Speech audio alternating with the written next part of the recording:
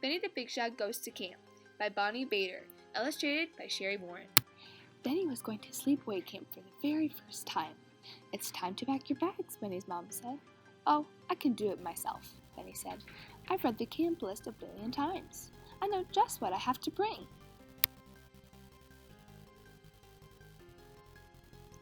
Benny packed shorts and t-shirts for warm days. He packed long pants and long sleeve shirts for cool days. He packed sneakers for running. He packed hiking boots for hiking. He packed swimming trunks for swimming. He packed a sweater and a sweatshirt. And he packed lots of socks. "There," Benny said. He sat in his trunk. "I'm done." "I think you forgot something," Mom said. "I didn't forget," Benny said. He grabbed the underwear from his mom. "I was just saving them for last." Benny's little sister Molly walked into the room. "Aren't you scared to go to camp?" Molly asked Benny. "Me? Scared?" Benny said with a laugh. "I'm not scared of anything. I'll be the best camper Camp Treetop has ever seen." "Can I have Benny's room while he's gone?" Molly asked. Mom shook her head. "Your brother's only going to be gone for 2 weeks. He'll be back before you know it." As soon as Molly and Mom left the room, Benny put a few more things into his trunk. Things that weren't on the camp list. Monday morning, Benny left for camp. "Goodbye, dear," his mom said. "Have fun," his dad said. "Don't get homesick," Molly said. "Don't worry about me," Benny said. "I'm going to be the best camper Camp Treetop has ever seen." Benny walked onto the bus. He had a big smile on his face. But none of the other kids were smiling. A few of the kids were crying. "What's wrong with you guys?" Benny asked. "Sleepaway camp is the best."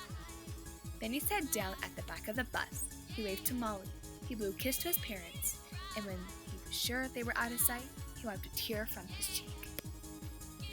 Finally, the bus reached Camp Treetop. "I'm your counselor, Matt," the young man said. "Welcome to bunk 3. Everyone can pick a bed," Matt said. "But this one is mine," he added. "I call bottom," a camper named Sam said. "Me too," a boy named David said. "There's no way I can have a top," a boy named Tim said. "I'm afraid of heights." "What's wrong with you guys?" Benny asked. "I love the top bunk. I always sleep on the top. I'm not afraid of heights." Benny put down his duffel bag. He scrambled up the ladder and plopped onto the bed. "See," Benny said to the other campers, "it's great up here. I'm the king of the hill." Benny landed on the floor with a big thump. Benny looked up at the other campers. They just stared at him. Then Benny started to laugh. "Wasn't that a cool trick?" he said. Matt helped Benny up. "Come on, guys," Matt said. "It's time to go sailing." "Sailing?" Benny said. "I love to sail. I bet I'm the best sailor Camp Treetop has ever seen." They walked down to the lake. They put on life vests. "Who wants to go first?" Matt asked. Benny raised his hand so high. Benny and Matt climbed into the sailboat. "I know just what to do," Benny told Matt. He grabbed a rope, he grabbed the sail, and the boat tipped over. Benny floated to the top of the lake. Matt grabbed onto him. "You shouldn't have done that," Matt said. "But I wanted to get wet," Benny said.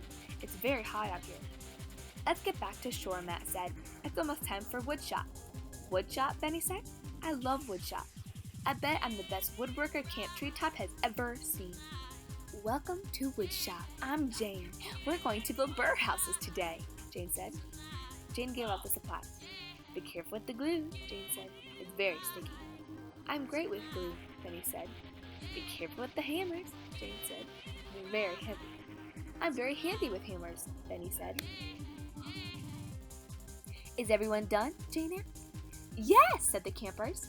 "Very nice," Jane said as she walked around. "Oh dear," Jane cried. She went over to Benny. Benny's birdhouse was stuck to his hand.